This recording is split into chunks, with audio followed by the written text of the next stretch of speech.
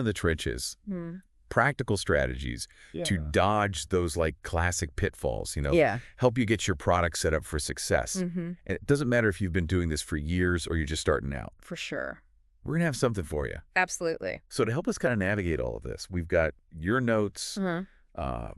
some articles that you've sent over, and this blog post by Chris Burgess, Right. who's a pretty seasoned product leader, been doing this for over a decade. Yeah, and Chris gets real fast. Yeah. He does not sugarcoat it. No. He says, look, a lot of startups fail. It's an uphill battle. Yeah. Right up front, he hits you with it. Oh, yeah. 80% of startups fail in the first 5 years. Whoa. Okay, so that's a serious reality check right there. Yeah. It's not just like a nice to have to get this right, like this is essential. Totally. It's like setting out on a cross-country road trip without a map, without a plan. You might eventually get there, but Right. it's going to be a bumpy ride. Yeah, for sure. And speaking of wrong turns, Chris talks about this idea of paralysis by analysis. Yes. Which I think we've all been there. Oh, yeah. Like stuck in that loop of just overthinking, planning, afraid to actually take the leap. You're so afraid to make the wrong move that you end up just completely paralyzed as a product team, and you end up with this beautiful product roadmap, but no actual product. Yeah, have a really nice slide deck, Exactly. but nothing to show for it. Exactly. And Chris emphasizes this thing. You've got to set clear goals and timelines for research Right. to prevent getting bogged down. So it's finding that balance between due diligence and action. Okay, so like set those deadlines, get the ball rolling. Right. But what about, we've all seen it. You build this like amazing thing, Yeah. but no one actually wants it. Right. Chris argues that launching without a crystal clear why Yeah. can be just as detrimental as like that analysis paralysis. Oh, totally. And he uses this analogy of like you're trying to convince someone they need waterproof shoes when they live in the desert. Okay. Right? You're like, Okay. it highlights that danger of falling in love with a solution before really understanding the problem. Oh, for sure. It's like building a high-tech, solar-powered sailboat, but then realizing your customer lives in the middle of the desert. Right. Ouch. Right.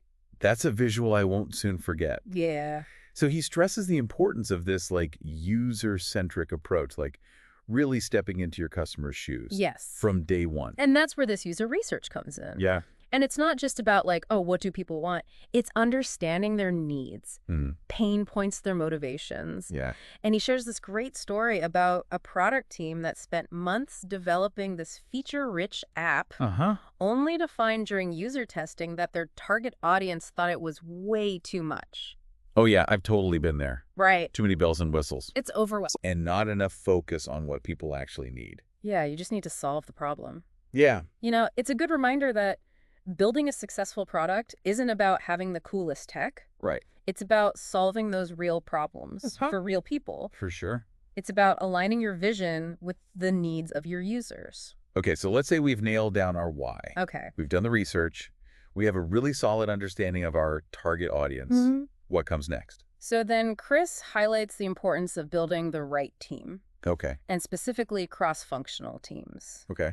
And he doesn't just mean like having people from different departments in the same room. Right. He's talking about breaking down those silos and fostering true collaboration. Okay. And this is where it gets really interesting. Yeah. He talks about involving engineers in the user research process early on.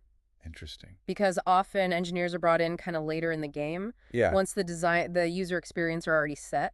Right. It's like, okay, just go build this thing. Exactly. Like, just go build this thing. We've already decided what it should be. Right. But imagine if they were part of those user interviews from the start. Oh, that's interesting. They're hearing those pain points firsthand, seeing how users are struggling. Yeah. And then that firsthand experience can be so valuable when it comes time to actually build. Totally. Yeah. I can see how that would lead to more like creative and user-centered solutions right off the bat. Totally. Because they become problem solvers, not just order takers. Exactly. And Chris actually shares this anecdote about a project where this tiny misunderstanding between the design team and the engineering team Oh, no. led to months of wasted development time. Oh, wow.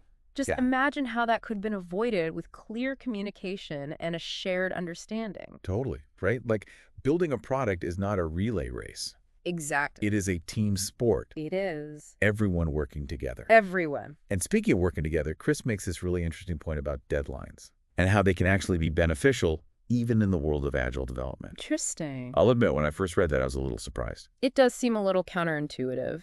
Yeah. But he makes this case for deadlines not as a way to like stifle creativity or rush the process, Right. but as a tool to create focus and urgency.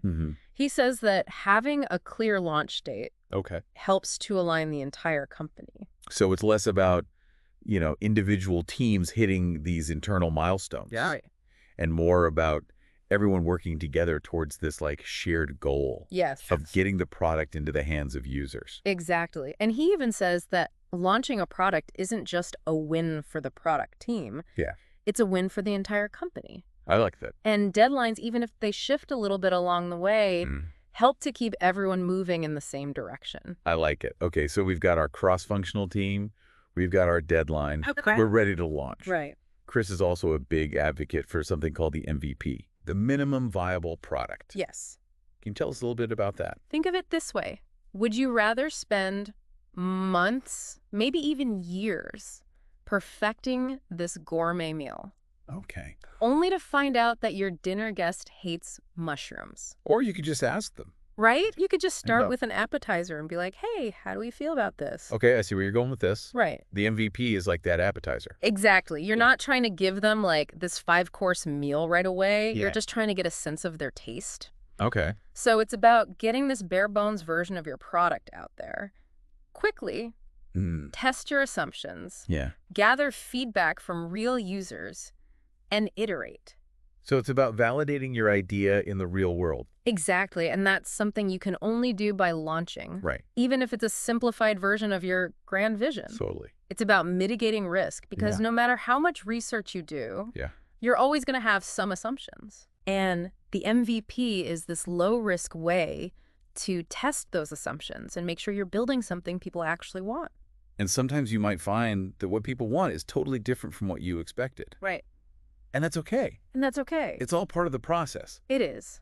But even with a successful launch, the work isn't over, is it? No, not at all. Right. Chris is very much an advocate for continuous improvement. Okay. He emphasizes that launching a product is not the finish line. Right. It's just the beginning of a much longer journey. That's like that classic image of a shark. Right. If it stops swimming, it dies. Yes, you have to constantly be moving forward, adapting, evolving. And to do that effectively, you need that constant stream of user feedback. Yes.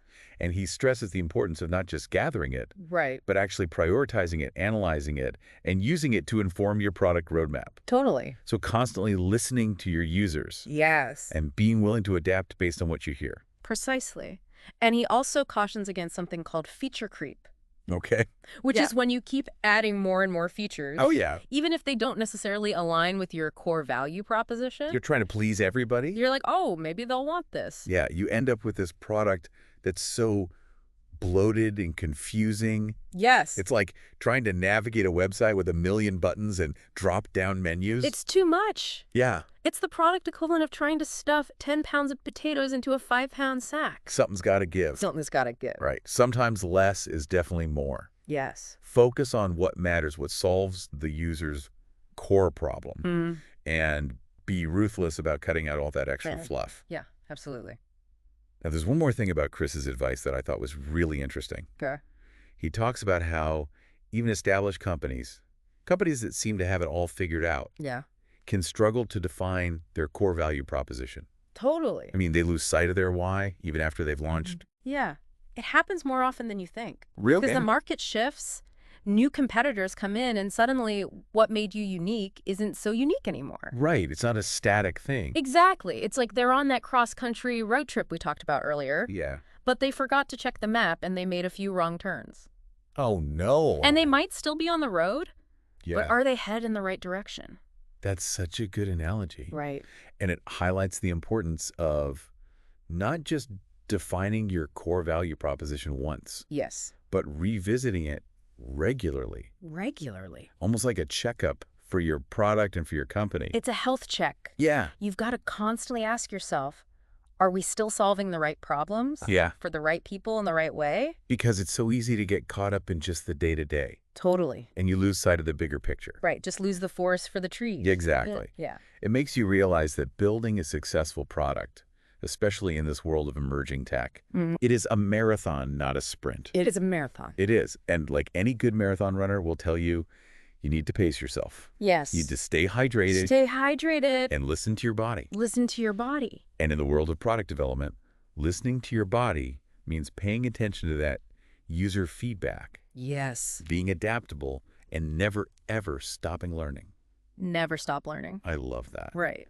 So for everyone listening, here's Chris's challenge to you, and it's a good one. Okay. When was the last time you revisited your product's core value proposition? That's a good question. Right. It is. Is it still as relevant and powerful today as it was yesterday? Food for thought, right? Food for thought indeed. And on that note, I think it's time to wrap up this deep dive. Yeah. We hope you've gleaned some valuable insights and you feel ready to tackle these product challenges head on. Until next time, imagine if they were sitting in on user interviews right from the beginning. Oh, wow. Yeah. They're hearing those pain points firsthand, seeing how people are struggling with existing solutions. Yeah. And that firsthand experience when it comes time to actually build the product. Totally. So valuable. It's like they're not just handed a spec doc and told like, Oh. okay, go build this thing that you have no context on. Exactly. And it's not just about like avoiding misunderstandings. Okay. It can actually lead to more creative solutions. Right, because they're more invested in the problem. Exactly. They're problem solvers, not just order takers. Right.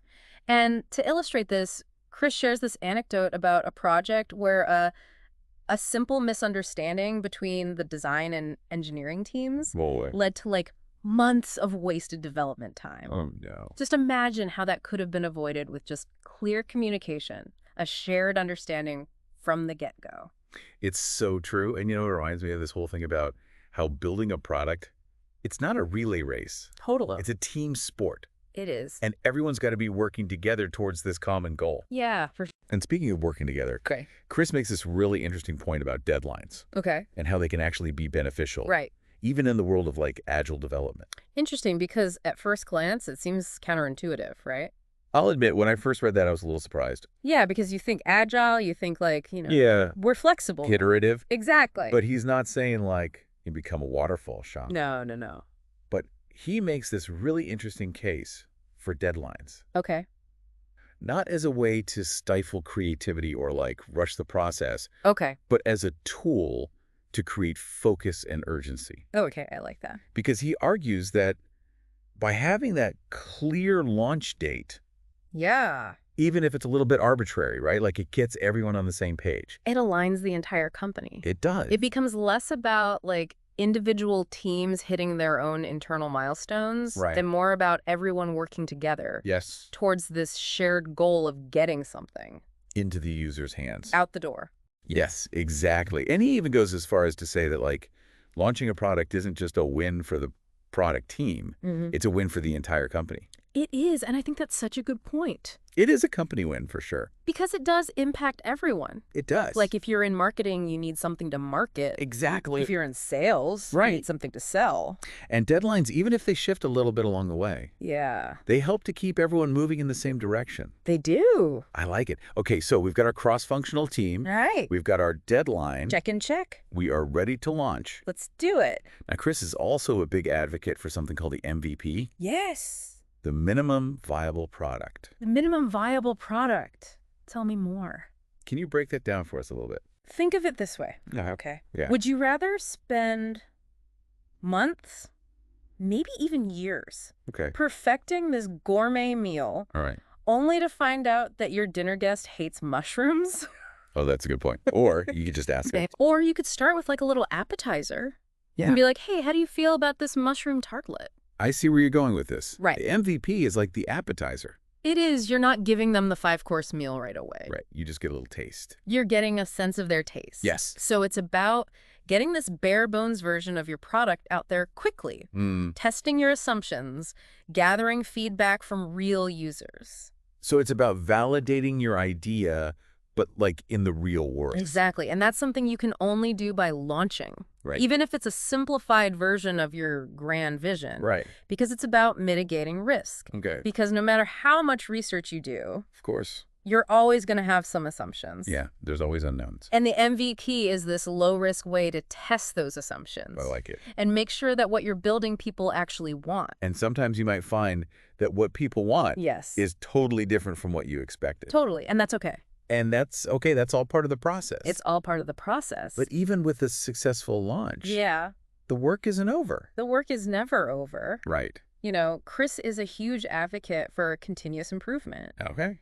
He emphasizes that launching a product is not the finish line. Right. It's just the beginning. The beginning of the journey. It's like that classic image of a shark. Okay. If it stops swimming, Yeah. it dies. It's the circle of life. It is, you have to constantly be moving forward, adapting, evolving. And to do that effectively, Yeah. you need that constant stream of user feedback. Yes, see, you do. And he really stresses the importance of not just gathering that feedback, right. but like actually prioritizing it, Prioritizing it. analyzing it, and using it to inform your product roadmap. It has to factor in. Yeah. So constantly listening to your users Yes. and being willing to adapt based on what you hear. And he cautions against something called feature creep. Okay, what is that? So feature creep is when you keep adding more and more features to your product, Okay. even if they don't necessarily align with your core value proposition. You're just like, oh, this would be cool? Yeah, you're like, oh, maybe they also want this. Or, oh, competitor X has this. We should probably have this too. And you end up with this product that's just like so loaded and confusing. It's too much. It's overwhelming. It's like trying to navigate a website with a million buttons and drop-down menus. You're like, I just want to do this one simple thing. Where do I go? Why are there so many options? Yeah. It's the product equivalent of trying to stuff 10 pounds of potatoes into a 5-pound sack. Something's got to give. Something's got to give. Right. Sometimes less is more focus on what really matters. Yeah. What solves the user's core problem.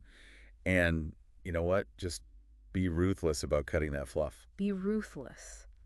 Now, there was one more thing about Chris's advice that I thought was super interesting. Okay. He was talking about how even these established companies, right, like companies that seem to have it all figured out, they can still struggle to define their core value proposition. It's true. And it happens more often than you think. You mean they lose sight of their why even after they've launched a product? Well, think about it. The market shifts. Yeah. New competitors pop up. And all of a sudden, what made you unique isn't so unique anymore. Right. It's not static. It's like they're on that raid trip we were talking about. Yeah. But they forgot to check the map.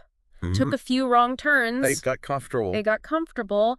And they might still be on the road. Yeah. But are they headed in the right direction? Ooh, that's such a good analogy. Right. And it really highlights the importance of not just defining your core value proposition like that one time, Yeah. but coming back to it Regularly. regularly, like giving it a checkup. Yes, a health check for your product. Yeah. You got to constantly be asking yourself, are we still solving the right problems? They're the right people. In the right way. Because it is so easy to get caught up in the day-to-day. Totally. You just get lost in the weeds. You really do. You lose the forest for the trees. Exactly. And you forget about the bigger picture. It's true. It really makes you realize that building a successful product, it's a journey, Yes. especially in this world of emerging tech. Yeah. It is a marathon. It is. It is not a sprint. It is not a sprint. And like any good marathon runner will tell you, you got to pace yourself. Yes. Stay hydrated. Hydration is key. And listen to your body. Listen to what your body is telling you. And in the world of product development, listening to your body means paying attention to that user feedback. Yes. Being adaptable, and never, ever stopping learning. Never stop learning. There's always something new to learn. So good. So for everyone listening, here's Chris's challenge to you. Okay. And I got to say, it's a good one. All right. When was the last time you revisited your product's core value proposition? Ooh. Is it still as relevant and as powerful today as it was yesterday? That's a great question to ask yourself. It really is. And on that note, Yeah. I think it's time to wrap up this deep dive. Let's do it. We hope you've gleaned some valuable insights from Chris's post and you're feeling ready to tackle those product challenges head on. Absolutely. Until next time.